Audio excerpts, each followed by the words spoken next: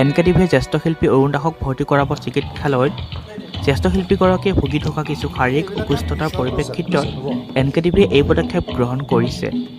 এনকেটিভিৰ এই পদক্ষেপ সঁচাই প্ৰশংসনীয়। প্ৰিয় দৰ্শক, মই আপোনাক জনাম, অৰুণ দা ইয়ালৈ আহোঁতে খোজ আপোনালোকে দেখিবলৈ সক্ষম হৈছে, অৰ্থাৎ শৰীৰৰ অৱস্থা যথেষ্ট বেয়া।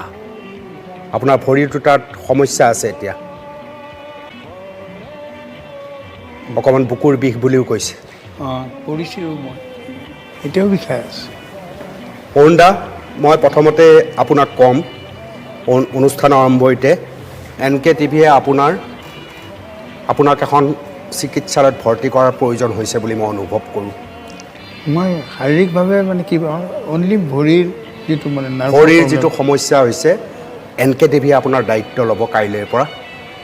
আমি আপোনাক চিকিৎসালয়ত ভৰ্তি কৰাম, আপোনাৰ শৰীৰ যাতে যিমানখিনি সুস্থ কৰিব পাৰি তাৰ বাবে চেষ্টা কৰিম।